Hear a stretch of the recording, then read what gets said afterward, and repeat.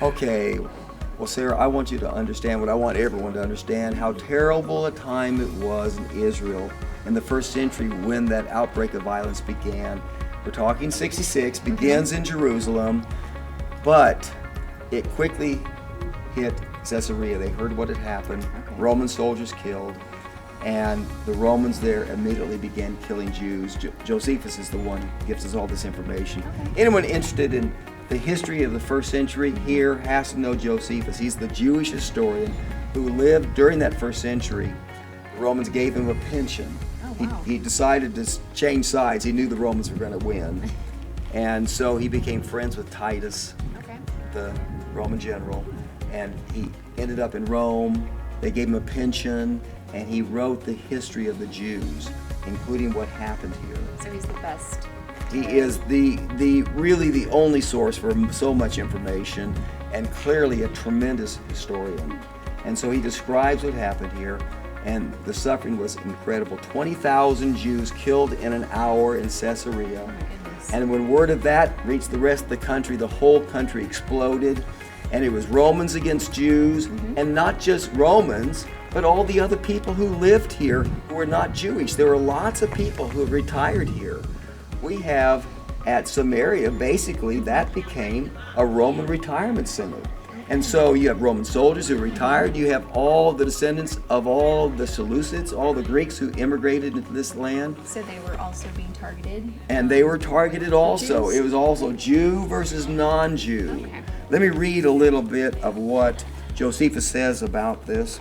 Every city was divided into two armies encamped one against the other, and the preservation of the one party was the destruction of the other.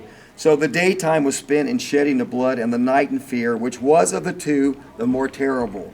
It was then common to see cities filled with dead bodies, still lying unburied, and those of old men mixed with infants, all dead and scattered about together. Women also lay among them without any covering for their nakedness.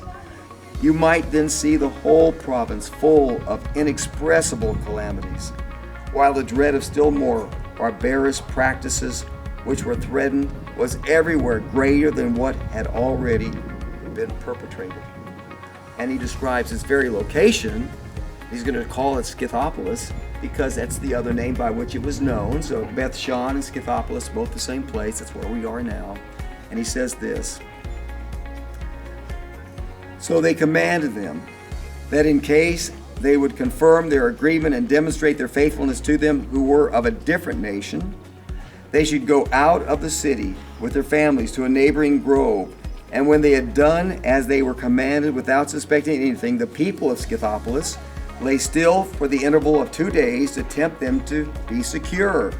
But on the third night they watched their opportunity and cut all their throats, some as they lay unguarded and some as they lay asleep. The number that was killed was above 13,000.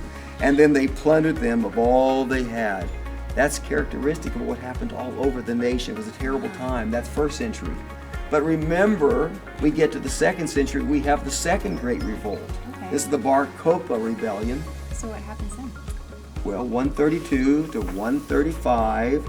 During 132 that year, Bar Kokhba was very successful in getting rid of Romans. They killed the Roman soldiers that were here. They drove them out of the nation. So the Jews are winning. The Jews won. They actually began to print some of their own coinage and so forth. They won. But that's that year. And the Romans then mobilized their forces. They brought them from everywhere. They brought them as far as Great Britain, what is today Great Britain. And they came here and they subdued the Jews. They killed Jews beyond number. And basically there were almost no Jews left here. Oh my gosh. This is the time when the Jews that were here were not allowed to go to Jerusalem.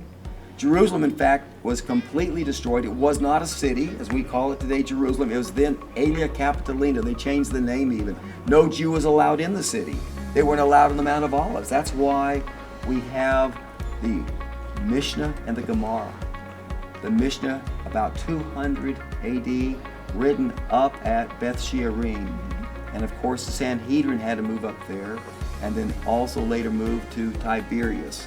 And so Jerusalem no longer the center of Judaism.